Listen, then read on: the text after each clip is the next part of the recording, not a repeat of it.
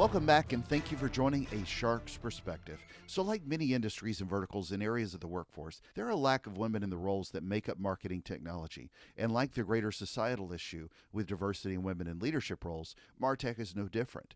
But how do we begin to remedy that? Sometimes, like with the advancement of any group of people, it takes sponsors, mentors, and peers to collaborate effectively to help move something forward. Today, we're speaking with three of the leaders of the Women of MarTech, including the Executive Director Melissa Ledesma, the Director of Content Communications at DMS, and steering committee members Amy Gesenhues, a freelance marketing technology writer and content creator, as well as the former senior editor at MartechToday, and Margaux Logan, the VP Head of Online Marketplaces Commerce at Publicis North America. And on this episode, we'll discuss women in MarTech, the need for more in leadership roles, good girl conditioning, gender stereotyping, embracing math and data, the last season of Mad Men, Hughes in a great Jersey accent, Grease and Goodfellas, a snoring dog, and a lot more. So let's tune in to three women of MarTech leaders and one leading MarTech shark on this episode of A Shark's Perspective. Melissa, Amy, and Margaux, thank you so much for joining us today on A Shark's Perspective. We've got three of you, but briefly tell us a little bit about your background and career to date in a nutshell. Start with you, Melissa. Thank you for having me, Kenneth. It's so great to be able to speak with you. I'm so excited to be on the Shark's Perspective with two women that I truly respect. So my name is Melissa Ledesma, and I am the Director of Content and Communications for Digital Media Solutions, but I'm also the Executive Director of a new trade association called Women of MarTech. And I have been in a variety of areas of the industry, from consumer finance to luxury fashion and beauty, over the last 8 years. Amy, how about you? Kenneth, thanks again for having us on. My name is Amy Gesenhues, and I have just recently started a new endeavor. I am providing writing services for MarTech companies and agencies. Up until June of this year, though, I was a senior editor for MartechToday, and I'm also on the steering committee for the Women of MarTech organization, and it's a mission that's very close, near and dear to my heart. So absolutely. I'm excited to be here and to talk about it. Same. Margaux, how about you? And I'll echo the other two and say thank you very much. This is my first podcast. It's very exciting. Oh, good. Always looking for a Don't place be afraid. to shine. Yeah. Right? So I work for Publicis as part of their, it's been around for almost 2 years now, but small part of their little agency, not a lot of people. Just tiny, very small, part of their commerce practice. So we are a group level service orientation for them regarding commerce. So if it's e-commerce, if it's retail media, omnichannel media, that's what we are all about. It's what's going on in that industry and what's going on for our clients, and how do we make sure that we're giving them the best of what's out there in terms of thought leadership and stuff like that. Absolutely. Let's dive a little bit into the subject du jour, which is the Women of MarTech Group. So I've known Melissa for a while. We work in sort of a competitive space as well, but this was something that was really near and dear to her. She brought it up, and obviously it's an outstanding topic, especially during the time. But help crystallize, if you will, a little bit of why the organization started and really the problem that you're specifically trying to solve for people out there in the space. Kenneth, do you mind if I dive in? Dive away. Awesome. So there was actually a conversation that happened in January between Kathy Bryan, who is now the president of Women of MarTech, who happens to be the CMO of Digital Media Solutions. And she and I were having a conversation where we were aware that there was a small group that had kind of created itself as a segment of the LeadsCon conference called Women of LeadsCon. And they would have a singular event during the conference time. And we knew from the conferences that we had been participating with, as well as, as DMS grew its footprint, that there was absolutely a lack of women represented in leadership at companies similar to ours. And there was also a lack of the number of women speakers that we were seeing at these conferences.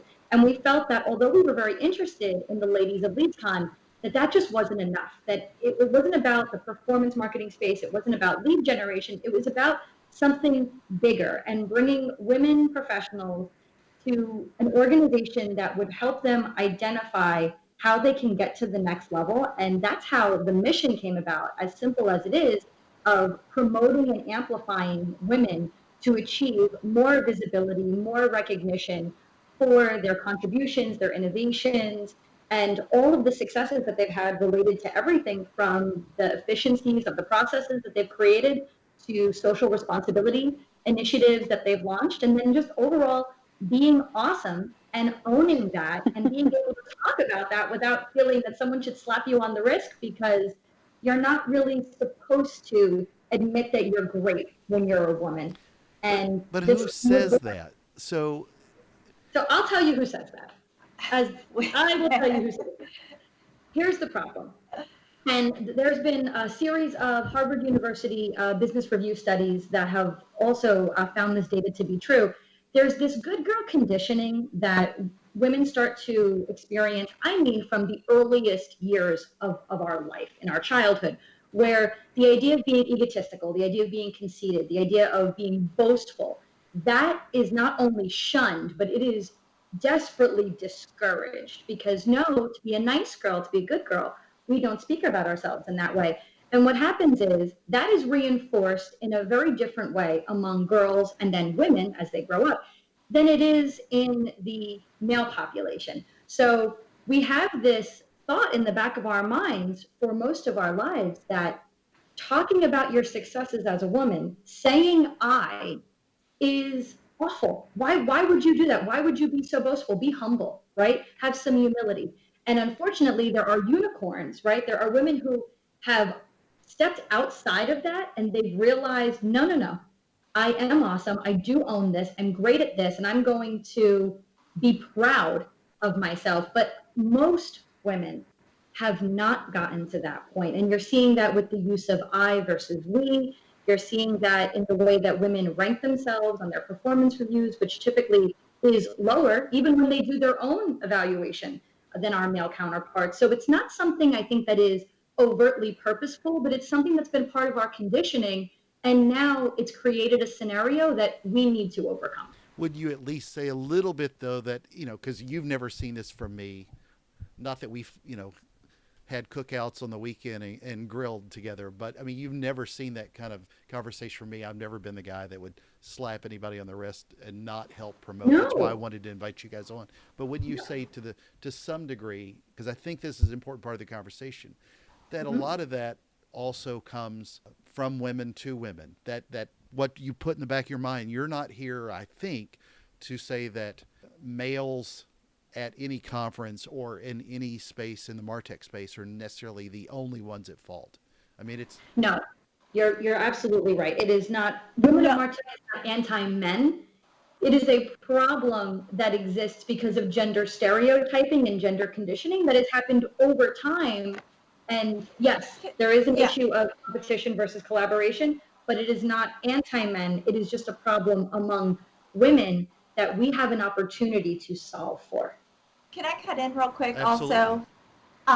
I think it's problematic to pose this as women judging other women when it's not just a seed in the back of our minds that we're confronted with these stereotypes. Study after study shows women that have aggressive personalities, they're called bossy. Yeah. They're not, the word ambitious is often used as with a different B in the middle. Right, as a problematic term versus something we want all of our daughters to be, which, I, as a mother of a 16-year-old daughter, want her to be as ambitious as possible.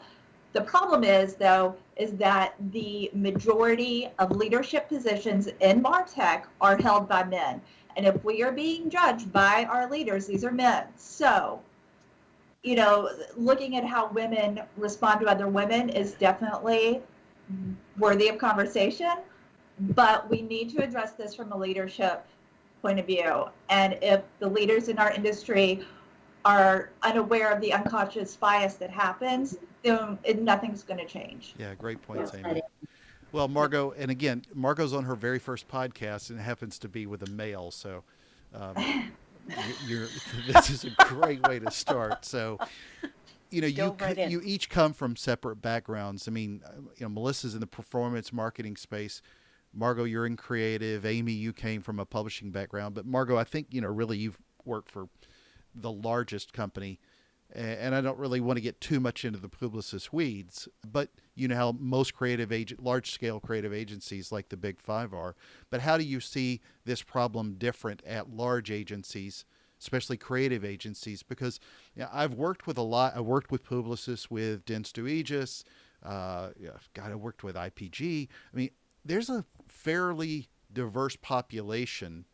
And you'd be hard pressed to find, especially your day-to-day teams, where it's not often dominated by women in a lot of circles. Maybe not at the top, but in your day-to-day teams, you see so many women at creative agencies.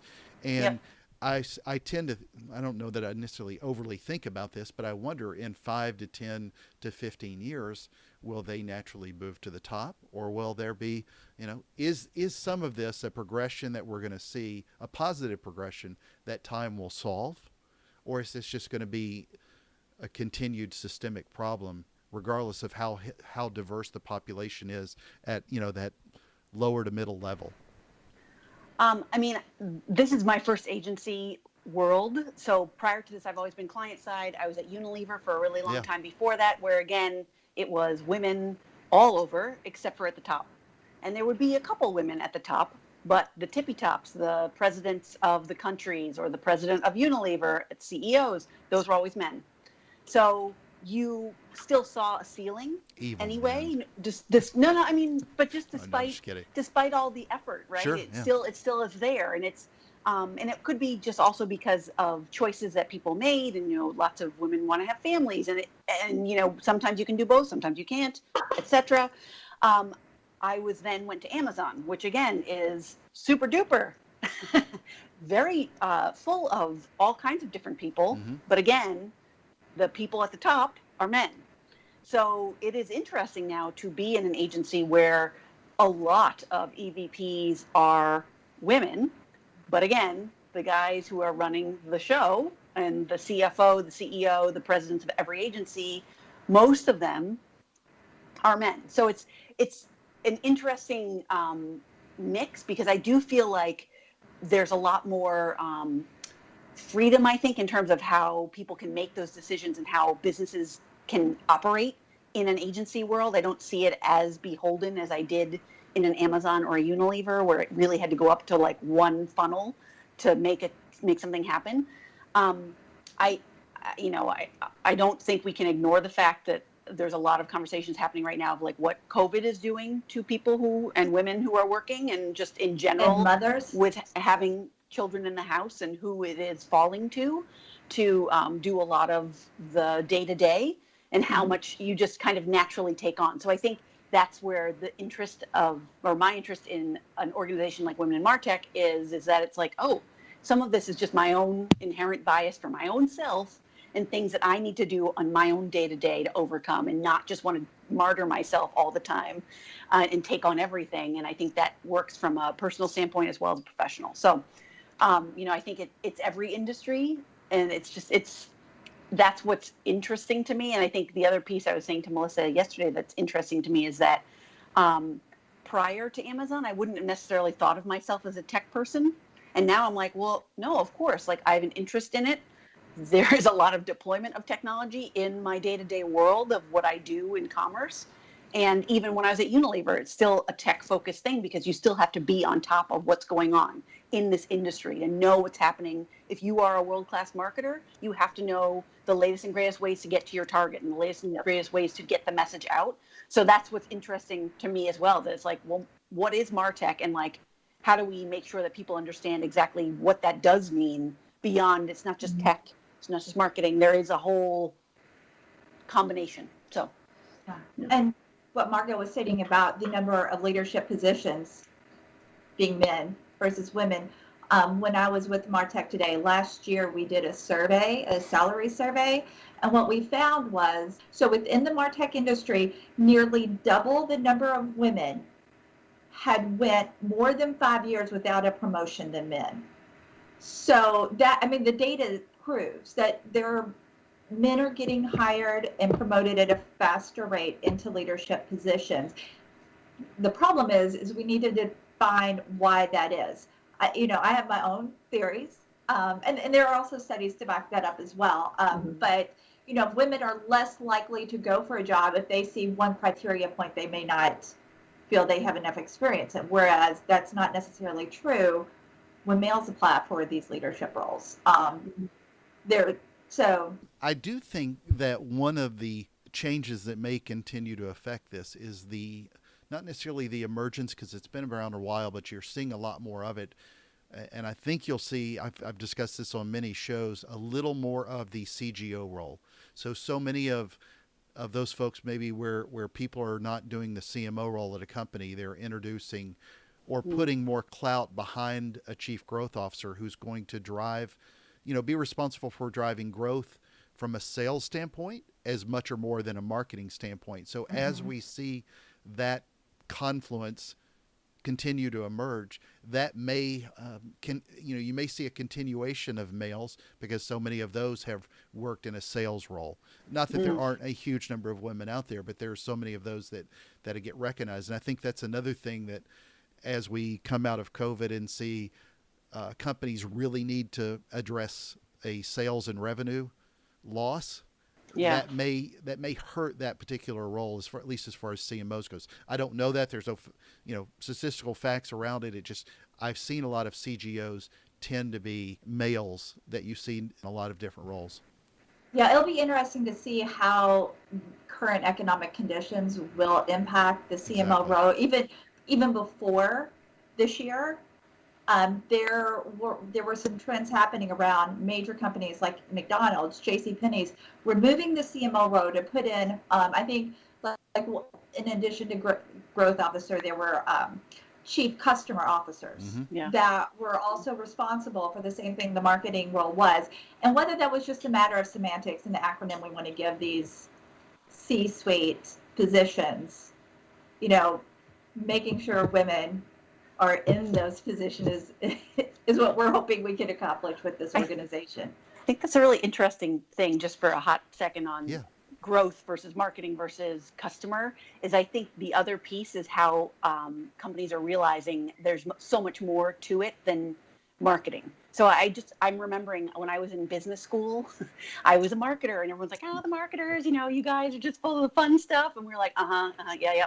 And then we would go and do the actual roles and have our internships. And we came back and we're like, you guys, marketing is running the entire company. You're just running one brand.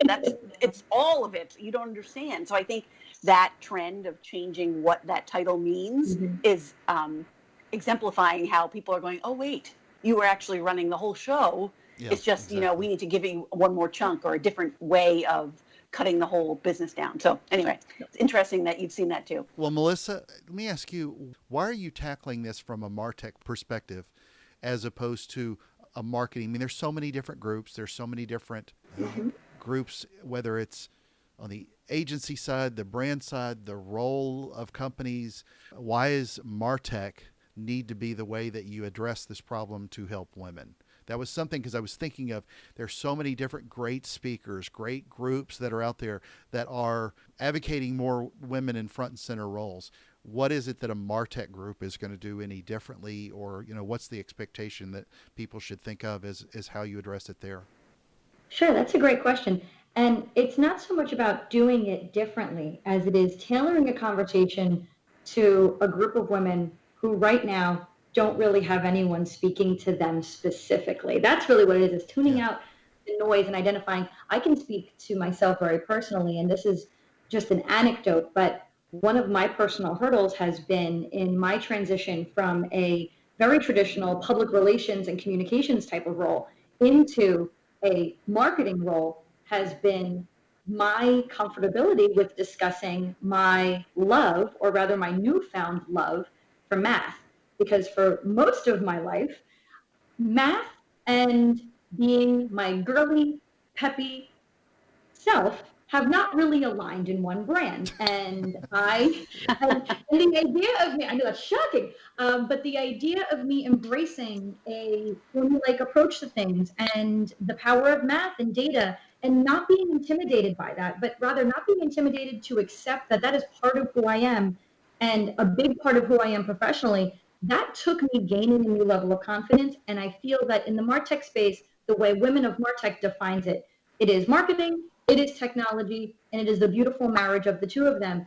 And what we see in that space is that there are women who have the opportunity to be in these roles and in these industries, and they're like me, where they don't know if they like math, and they don't know if they're good at it or good enough at it, and they're going to stray away and go to more of a traditional creative role because it feels safer, right? And that's where we belong. And then going beyond that, it's giving women a voice to get the recognition that they will need to exceed that managerial role. Because what we see in the MarTech space specifically is that there's not a lack of mentors, there's a lack of sponsors. And when you have a lack of representation at the top, you don't have that woman at the highest level saying, I know Margaux and she can do this, and I think she's ready for this promotion. You need that advocate. And the more transitions that we can make, I mean, Kenneth, you and I have seen this on the conference side.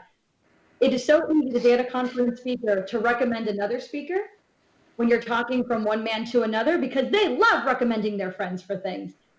Unfortunately, there's not enough women yet in that room to be able to encourage the recommendation of their friends, their colleagues, their industry partners. And that's what we are trying to tackle, because realistically, I think that is what we can get done if we focus on our lane and hopefully inspire other groups to do something similar. Yeah, but I will say, just not to defend the gender at all, because that's not what I'm here to do.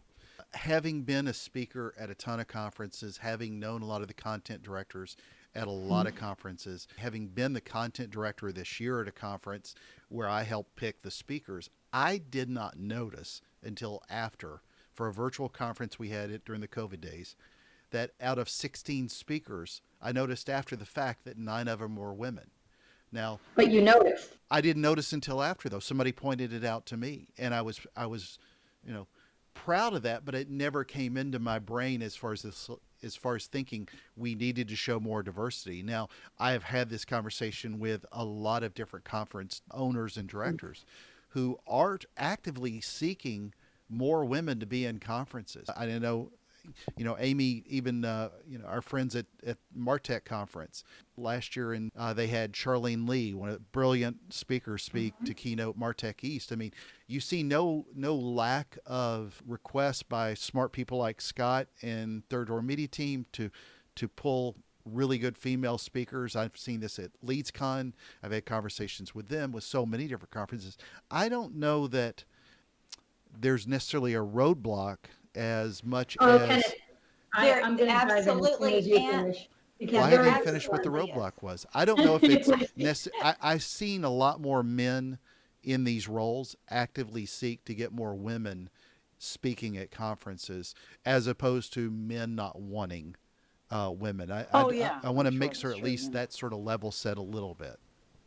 I do think that effort is a fairly new Agreed. situation. Yeah. Agreed. Like I think you can go back 5 years and be like, oh wow, yeah, this was not the situation at all. And I think it took the conversations we've been having in these past few years to make sure people are more aware. Oh, this panel is all men. Yeah, we can't, it took them to finish watching the last season of Mad Men to finally get it. That's what it was.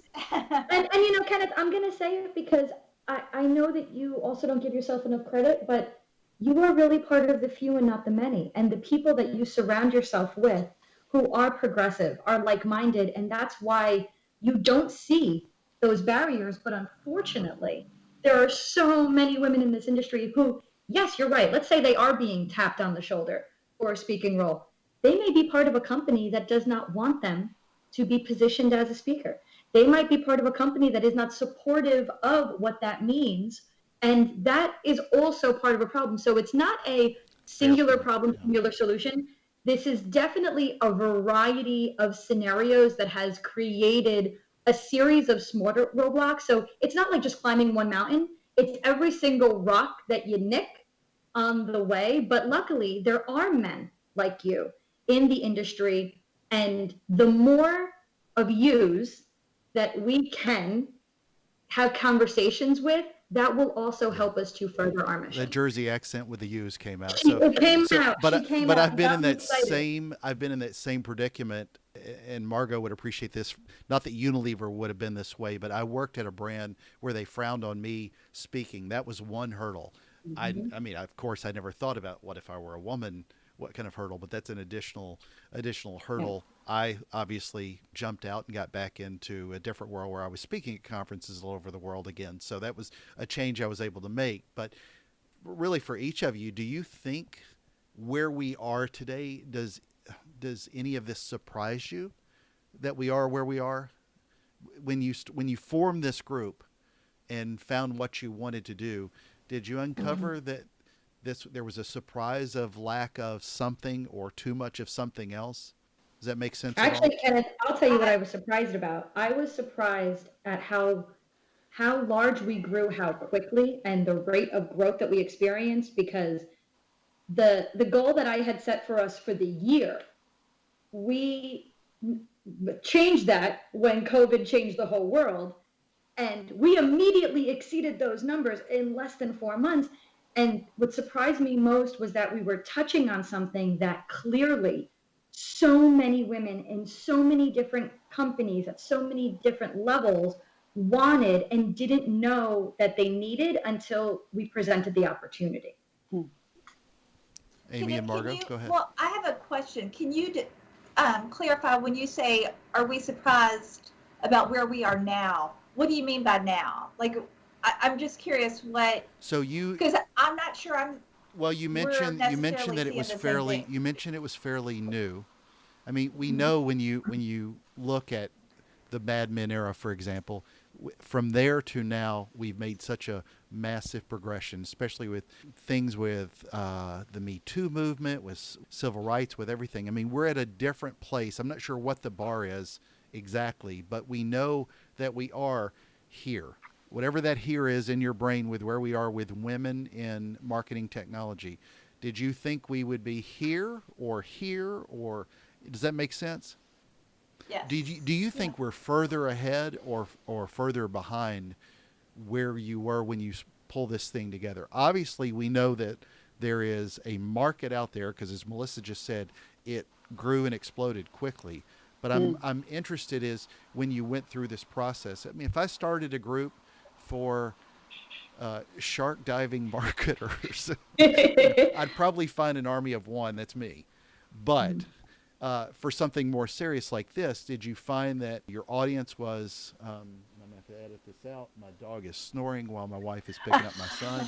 I think you need to keep it. I am not going to let you edit that out. That's pure. But I'm always curious, when people start these groups, are you surprised at where we were, surprised at where you thought we weren't, or something like that? I mean, I'll just hop in for a second here and say I haven't been part of the group for too long. I've been since May. So for that, in terms of where the group is, I think to what Melissa's point was like the incredible explosive growth of it that fast. I was like, wow, okay. There's a lot of interest. There's a lot of heart for this. I think in terms of the larger societal problems that we've been discussing the last 15 minutes, I think that to me is more of an everyday, like, wow, we aren't as far as you would think. Because I think people go and think, oh, the 70s and Gloria Steinem, and like, we fixed this. And you're like, well, but in my own brain, there's a whole lot of problems still wandering around that are in my own. Well, and that's a perfect way of saying this is a societal problem as much as it is a MarTech problem. Totally. Trying to figure out like how you're fixing one problem is different than another. And I think it's like slowly chipping away at this larger issue. And one way that you do it is by groups like this, where you're empowering and discussing and making it impossible to ignore for the people who are in the group, that can then go and evangelize it and be like, hey, I'm here. I've got lots to say. Like, quit sticking me in the corner. And all that. So much of the inequality we see, and especially as we, as a culture, are learning more and more about, is so systematic. And only by having a coordinated effort, which is how I see women in MarTech, can we start to unravel, because it's overwhelming to confront these especially as a single individual looking at the world where we are right now. But by being part of this community, for example, just, so this month is August, which, Melissa, this probably really is your conversation, but, August for Women in MarTech is about women being able to amplify and talk about their awesomeness, right? That is something we need to be better at doing. I specifically need to be better at talking about my achievements, my accomplishments, what I've been able to do with my career.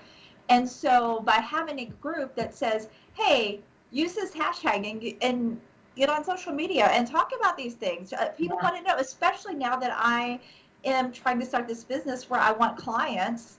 Why wouldn't I want to let them know, oh, by the way, this is what I've written about, and this is what I've achieved, and this is what I know and my experience, my knowledge. So yeah, that's not going to necessarily answer it in one fell swoop, but it's going to start, as Margaux said, chipping away at these systematic structures that need to be deconstructed.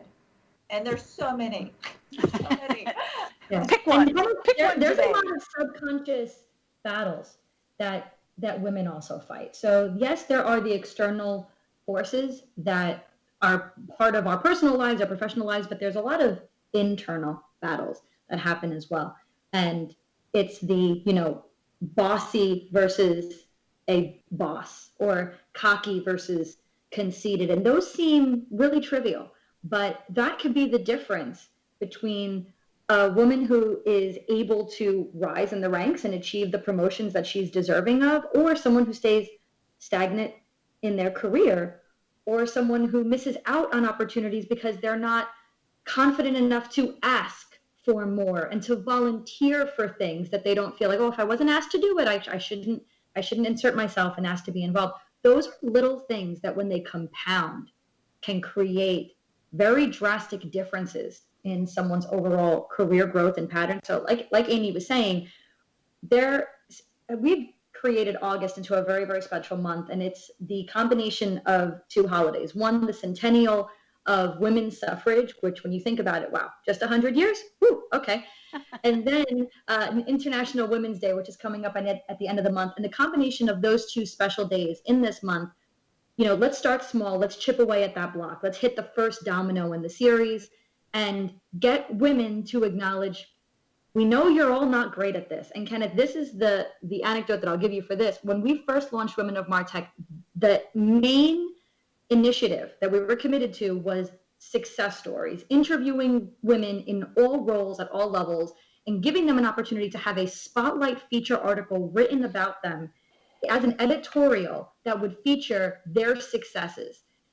No one submitted their own story. As soon as I changed the form to allow a woman to nominate another woman, then we started to get submissions. And I'm like, okay, this is a problem. Like the idea that we can't even submit a form on how great we are ourselves. This is something that we have to solve. And that's how Accept That I Am Awesome August was born, because we are dedicating this month to encouraging women to take that one small step and own their awesomeness on a new level. Great point. So one of the studies that you guys had put out on your blog was that salaries of female CMOs eclipsed that of males in 2020 from 2019. So obviously that's a positive trend for what it is that we're discussing today with advancing women in marketing technology. But did that surprise you when you read through that? It tends to argue against what we're talking about. I mean, it looks like maybe we've hit some sort of a bar. And so when I think about this, we're starting to see those salaries rise specifically for women. So thank God we'll at least get to some pay equality that, any smart, rational person would understand. But what is the bar that you need to have, not at the CEO level necessarily. I'm talking about at CMO or CIO roles below.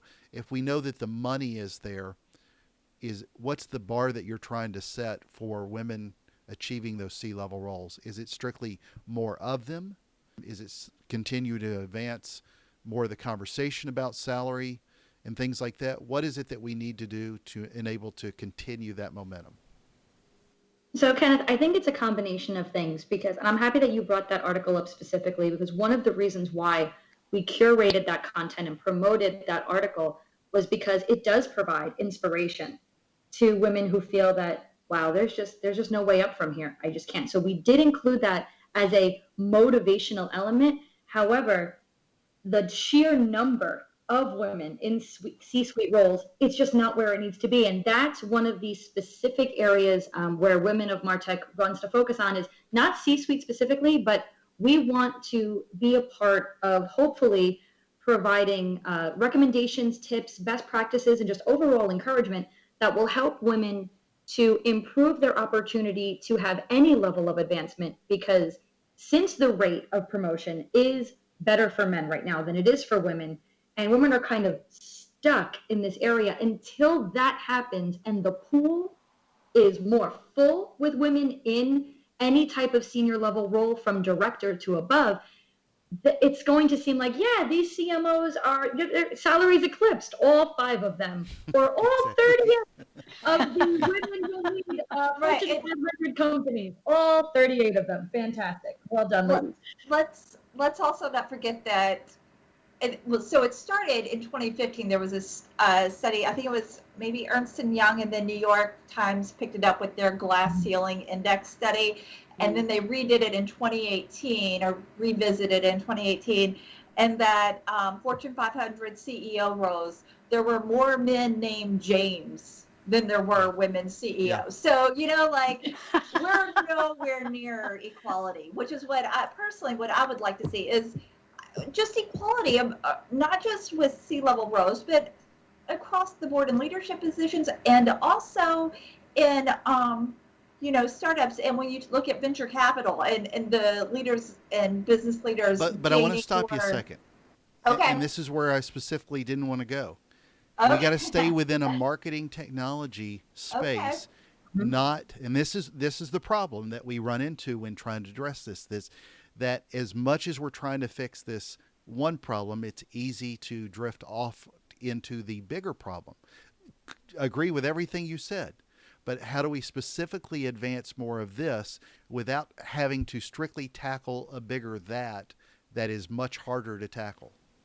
So I would say that we need to take that salary gain that we got with the CMO, and let's trickle that money down to the salaries of women within this industry. So not to sound like a broken record, but going back to that salary survey, the biggest gap in men and women in MarTech when it came to salary was the 125,000 mark, where a much larger number of men in MarTech were earning salaries of 125,000 or more than women were.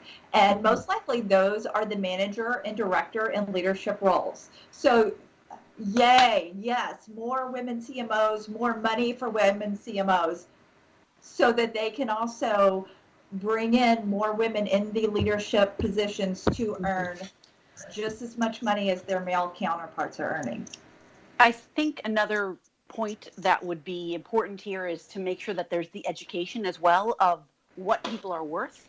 So I think a lot of what I like to do, and what I spend a lot of time with friends and mentoring people who, chat with me on LinkedIn, et cetera, or alums, is helping them understand where they should be and how they should be asking for their own salary, and what is a fair amount that you should be looking. So are you looking on Glassdoor? Are you looking to see what the range is? Are you doing your research? And are you looking at yourself fairly within a whole context, as opposed to just list one little, well, I only made 60, whatever. Great.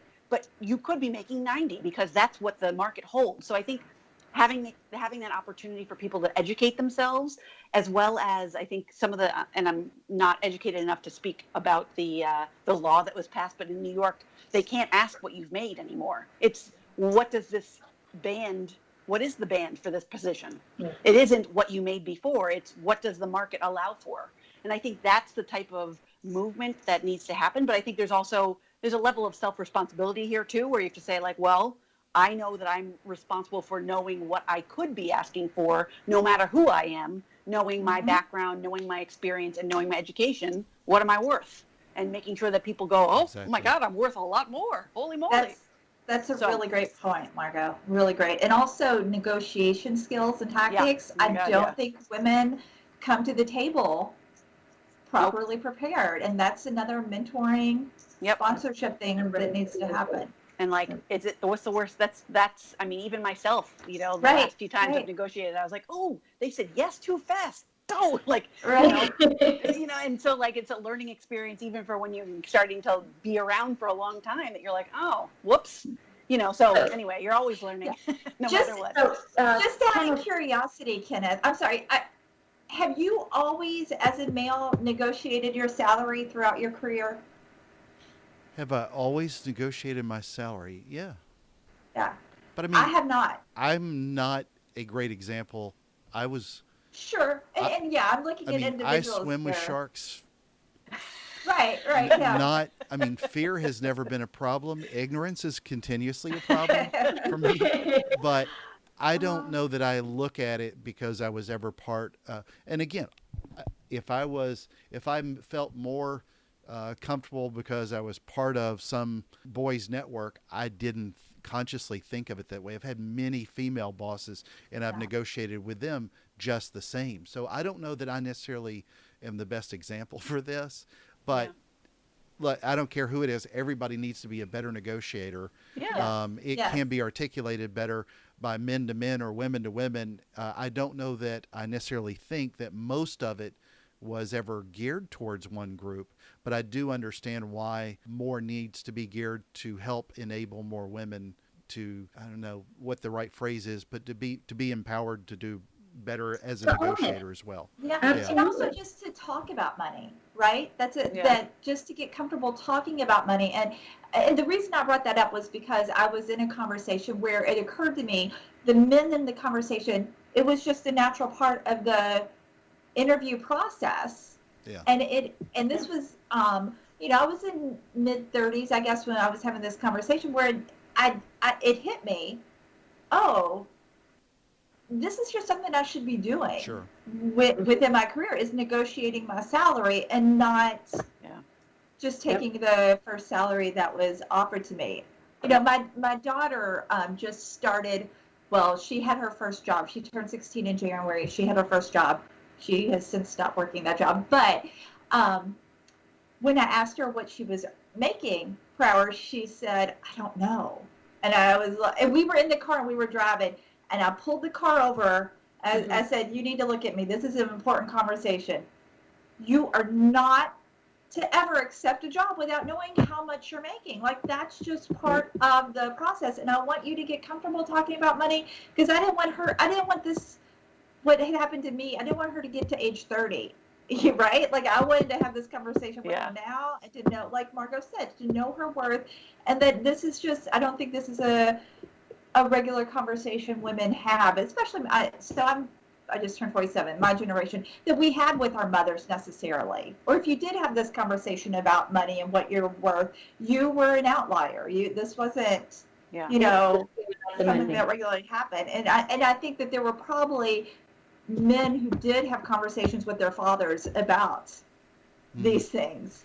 Generationally. So, Kenneth, to bring it back and talk about, what's actionable, what real impact can we make? Because women of MarTech, all of the leaders. Well, I'm going to ask a bigger societal question next, if you want to. Oh boy, solving big problems all there. the leaders who we have involved on our steering committee and the participants who are members who have now joined some of our other subsidy committees, the idea is how can we, start to make the needle move? And one of those ways is by allowing members to have access to a private directory where they can start to develop relationships with other women in the space so they can have those conversations, develop friendships, develop the opportunity to have a mentor, right? Maybe speak to someone who might be in a hiring position and develop that closeness and that relationship. And as simple as that sounds, that inner circle mentality is incredibly, incredibly helpful. So we know we will not change wage equality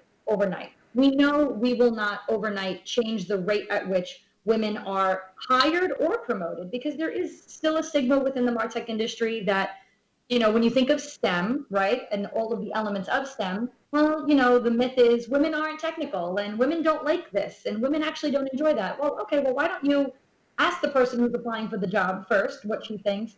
And then going beyond that, in the education level, when you are determining what you want to do, speaking to students, which is why we have a student membership, and exposing them to the opportunity of working in a MarTech role or in a MarTech industry, because I don't think that's something that is as broadly available to women when they are still students, trying to figure out where their careers go. But the action items that we're focused on are, how do we build some relationships? Can we bring women together to have conversations? Can we teach them some tips, best practices, basic recommendations that might help them not go from okay to phenomenal, but from good to better, from better to great, and take those incremental steps toward progress, because that's really what it's about. And unfortunately, so many groups, because they can't change the industry overnight, choose to not do anything. But I'd rather take a little bit of progress over none at all, and it will take time. And we are still a young organization, but that is what is so exciting about this. Again, it's a big societal problem that we're trying to overcome. But one of the things you do at least see a lot more of are groups like yours, conferences that are promoting those values as well and helping advance that. But also, whenever you see a post, for example, on LinkedIn, I think the ones that seem to get the most traction is this large company that everybody's heard of hired their first ever CEO that's a female, and it takes off, and you see people, men and women, take off and just love that, and you'll see hundreds of thousands of likes, which is rare to see on any kind of LinkedIn post of any kind with how people engage on LinkedIn. But what I do also think about sometimes when I see that is, how do we translate that to a bigger group, especially marketing technology? So as you start to think as your one key takeaway for anybody listening to this, male or female, as to what they need to do to advance this and move this forward, I'll kind of start with you, Margaux, since I see you pondering the most in your eyes and thoughts on this. What do you want it to be as sort of the one, whether it's a starting point or a takeaway, but what is your one biggest thing you want people to remember today when they leave this or leave that conversation with you? I think where I would start with that is, how do you take a conversation or a like and make it from being a performative action to an action, like an actual action that's got heft and weight and momentum behind it. So, I don't know the answer to that on any, for all of those things that they could be, but I think, well, and I don't necessarily mean the engagement. I mean, when you have a conversation, whether it's yourself advancing your own role or helping other people advance through the association group, really understanding what is that actionable item, so that we know this is a societal problem. We're slowly making strides, but how do we start? What's the most important thing you can think of to address making this an actionable item so that we can move it through more clearly? I think when I have any of these conversations with mentors or mentees, whatever I leave those conversations, I do try to take what is a definitive step that needs to happen as the next thing. So whether that's, I want you to go and do some research on whatever part of this company you were interested in that we were discussing, whether it's for me saying, oh, I need to go and learn more about what this position means because I'm interested in it, but I don't know enough to speak intelligently about. So I think for me, that's, and this may be the beginnings of what you're trying to get to, but I think for any of these conversations, how do you get it beyond a conversation to an action? It's taking that one thing away that is like, oh, okay, this is the next step, because everything is going to be, not everything has to be a huge step, right? It could be that small, teeny step that's going to get you to the next conversation to take the larger step. So it's 5 steps next time. So for me, I think that's where I go with the answer to that question. But please, anyone else can hop on in there and try and move in too. Amy, how about you? Well, then we continue to have these conversations that we're having right here, right now, for sure. We have them on broader platforms. We have them with more people involved. We also have to acknowledge that it's systematic, that down to the language we use on how we define a male leader versus a female leader, we need to level the playing ground across the field. Just acknowledging that, I think is the start I would like to see happen more often. I would like to see more men take a more active role, as you have. When they're invited to a conference, if they realize that the conference is, top heavy with male speakers versus female speakers, then speak up and say, no, I don't want to do this unless we have, somewhere near an equal number of representation, and not just with females, right? This is a diversity issue as well. So that I think there's a lot of acknowledging that needs to happen. I also think that we have to, again, across the board, stop taking offense when things are brought to light. That, I know as a white female, I am every day learning more and more about the ways I am privileged within my community, within my career. And I want to acknowledge that. I don't take offense to it. I want to share the privilege. I want the opportunities I have to be across the board. And so instead of being offended if somebody points that out, I step back and say, oh, that is huge. And I'm so glad you pointed it out to me. And how can I do something to change things for the better? So that would be my answer. Melissa, how about you? So I want ultimately to inspire everyone involved in the organization, whether they are a male who has identified themselves as someone who is committed to advancing the position of women in the industry and their visibility and recognition, or someone who identifies as female, or a brand new entry-level person who has no idea how to rise through the ranks, or someone who is at the executive VP level and a woman who is in a position not only to hire but promote. I want each of the levels of members that we have to be able to take one action. And here's an example of that. I reached out to a woman who I found because of a post about her on LinkedIn. And I reached out to her and said, this was incredible. I loved reading this about you. I think you'd be a great candidate for us to interview for a success story. I'd love to know more about your journey. And her response was so perfectly evident of exactly what I would want people to do. She said to me, thank you so much. I'm very interested. I'd love to speak with you. However, everyone who is contacting me, I am making it a point that I would also like to nominate a woman of color to be interviewed by their publication or outlet. And I was thrilled that she took that step to introduce me to someone in her network who I wouldn't have had that connection to. And those are the small steps that I need. If you are in a position of power, recommend someone to get recognition that you're receiving, right? If you're on the Sharks podcast, recommend another awesome woman who might be great to speak with Kenneth Kenny, right? It starts with the little moments. It starts with the, hey, I'm going to introduce someone who I know who is a budding content writer. I'm going to introduce them to the senior communications and marketing writer at DMS, because they might be able to give them some career tips on like, hey, this is how you bring yourself to the next level as a content writer, right? Like, those are the little moments that you need.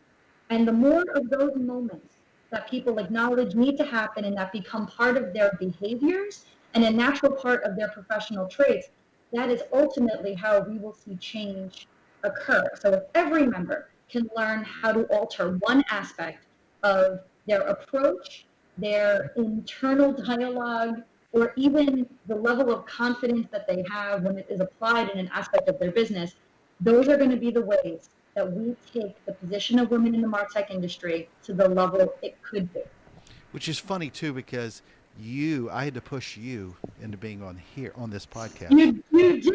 You did. She was free to nominate everybody else, and I'm sitting here pushing her to get out here to speak.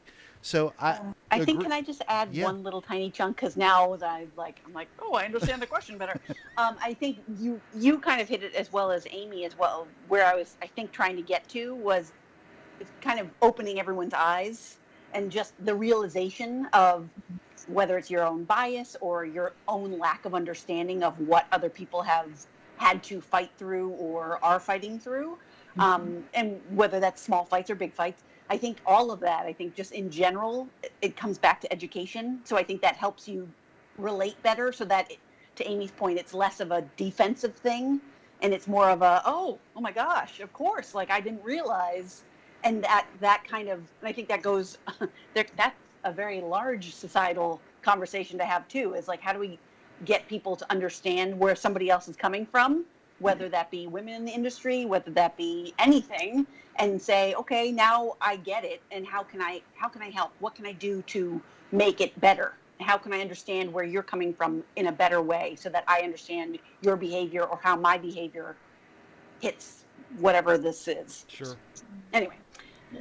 No, one thing though, I do appreciate each of you didn't. You again, what you just said, Amy, earlier is you weren't offended. I don't think I asked any questions that would have been rude or at least I don't think I stuck my foot in my mouth too much more than normal. But it just, the fact that the four of us are having this conversation, it's just us girls now, having this conversation. But again, it's just really having these kind of conversations that between both genders that can make a lot of this move forward.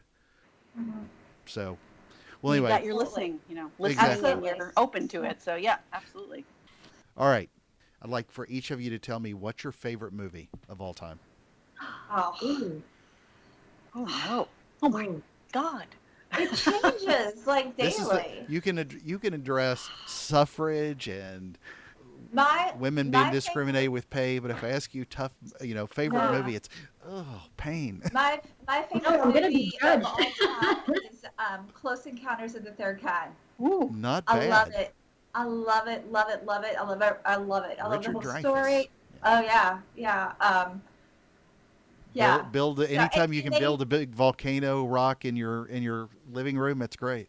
Well, I love the obsession about that, and this unconscious drive towards this obsession that was this monumentous event, and that he didn't know what the event was going to be, but he knew he just had to keep focusing and putting all his energy and effort toward it, and in the end it paid off. Like, I just love the whole idea, that storyline.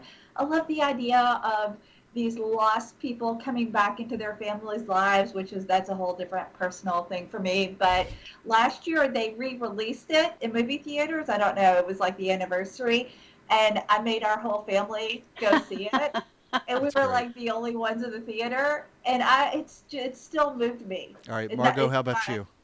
Yeah. I'm gonna have to cheat because it is, there are two, but obviously I'm now thinking about, there's a theme between them both. It is Grease or Dirty Dancing. Oh, I was gonna say Grease. the two of them, it depends on the day.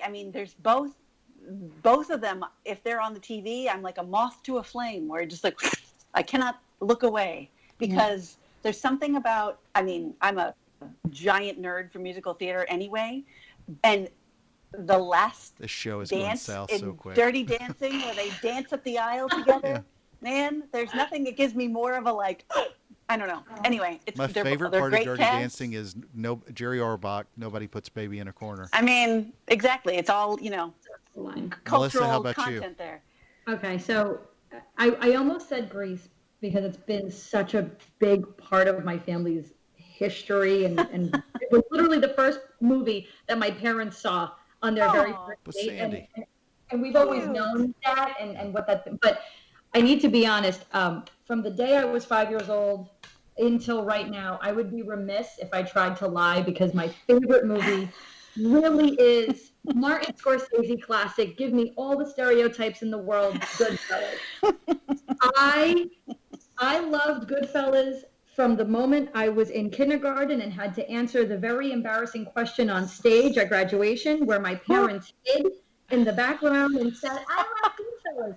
But even at 30 years old, I absolutely love Martin Scorsese. I am very enamored with the idea of the glamorization of the concept of the American mafia and all of the ideas around that, because it is so fantastical and fanatical. But also at the root of that movie, there is danger, there is love, there is passion, there is beauty, there's friendship, there's family. And if Margaux, like you said, if that movie is on, Lord, my husband knows we will not leave this house if I catch it on TV without sitting down and finishing. All right, you're on a shark's perspective with a guy nicknamed Shark. What is your favorite kind of shark and why? Ooh. Real Oh, quick. that one. I know that answer, Kenneth. Do it. Hammerhead, because the hammerhead 30 shark, seconds or less. they don't look great, but man, are they powerful. All right, perfect. Amy, how about you? So my favorite shark, I'm just going to continue with the Richard Dreyfuss theme, is the whatever the shark was in Jaws. Great white. Because, yeah. Yeah. Margaux, how about you? I mean, I'm going to have to say the nurse shark because it sounds like a shark that's friendly, yet, could be a badass if need be. Perfect. All right, well, ladies, it's a special time of the show. Are you ready for the 5 most interesting and important questions that you're going to be asked today? Oh, boy. Yes. Absolutely. All right, so just to say, so we'll keep this even. It'll be Melissa, Amy, Margaux, because that's the way it looks on my screen at the moment. So Melissa, Amy, Margaux, you'll go in that order. Number 1, MarTech or AdTech? Melissa. MarTech. MarTech. MarTech. All right, number 2. They're both great people, so don't take offense when I say this. Okay. Scott Brinker, the godfather of marketing technology, the MarTech 5000, MarTech conference, or Reshma Sajani, keynote speaker that wrote Brave Not Perfect and started the group Girls Who Code. Oh, This is not a mean question. We're not pitting 2 awesome people against each other. Melissa? I have to say Scott. Amy? I will say Scott as well. Margaux? Reshma. All right. All right, number 3, considering it's MarTech and how we advance what it is that you're doing, a female CMO or a female CEO for how we're advancing MarTech, not the bigger societal problem. Melissa. Female CEO. Amy. CEO, for sure. Yeah. CEO role. So CEO. do you think that advances the bigger issue, but not necessarily marketing technology? Because it's not that often that your CEO gets that as deep in the weeds as the CMO would for advancing marketing technology. The CEO is hiring the CMO Okay, along Yep. with good point. Exactly. the rest of the leadership. Yep. Yeah, for Number sure. 4, Wonder Woman or Captain Marvel? Oh, okay. I know this one. Melissa. 100% Wonder Woman, every version of her. 100%. Yeah, I agree. Wonder Woman. Yeah, me too. All I right. also really want that tiara, so that's Yeah. Right? a personal problem. All right, number 5, and the most important question that you're going to be asked today. Start with you, Melissa. Biscuits or cornbread? You're asking a girl from Jersey a Southern question? Yeah. I Wow. thought you were going to say like pizza or bagels. Like, No. They've got Cracker Barrels in Jersey, so. Sir, cornbread. Yeah, so I'm going to go with cornbread since I don't know like what type of biscuit or what type of cornbread.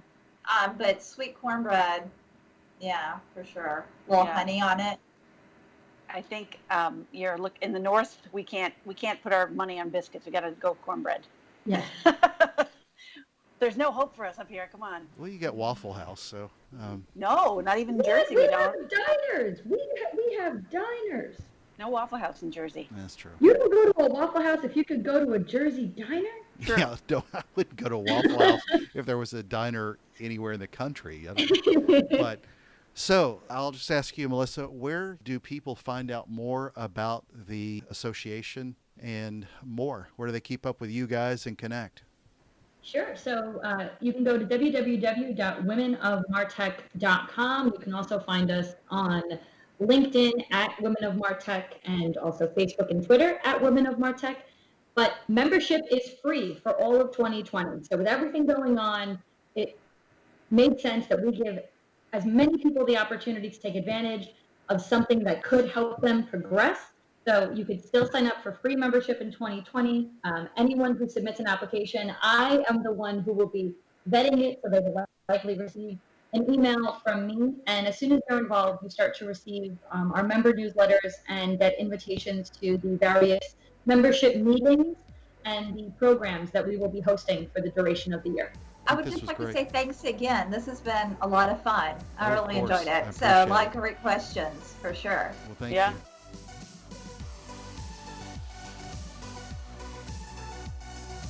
So there was my conversation with three of the Women of MarTech leaders, including Executive Director Melissa Ledesma and Steering Committee members Amy Gesenhues and Margaux Logan. Let's take a look at three key takeaways from my conversation with them. First, Melissa reminds us that this organization helps speak to women in MarTech directly, and they don't have anyone doing that right now. This helps provide more sponsors, more mentors, and more peers. There is still a much bigger societal problem, but this at least helps address that group's focus, and I applaud them and support their efforts. Second, Amy brings up a great point. A majority of leadership positions in MarTech are held by men, and if women are being judged by their leaders, and most of them are men, many may not know and they may be unaware of the unconscious bias they are exhibiting.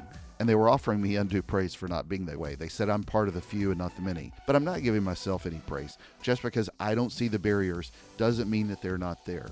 So it takes a discussion to start with this, but it also, for people to take action, especially men, it takes more listening. Something I'm working on always as well. Third, we address with Margaux as to whether or not this is going to change as time passes, especially when you look at agencies, even the big ones, especially like where she works, there are a lot of women in those roles. We've come a long way, but it's never really moving fast enough. She reminds us that even at a lot of big companies, many women simply feel a ceiling. Got a question? Send me an email to kenneth@asharksperspective.com. Thank you again for the privilege of your time. Go inspire, lead the right way, and help more people succeed. We can all do a better job of respecting all people and all women. There's no ceiling for you here. So join us on the next episode of A Shark's Perspective.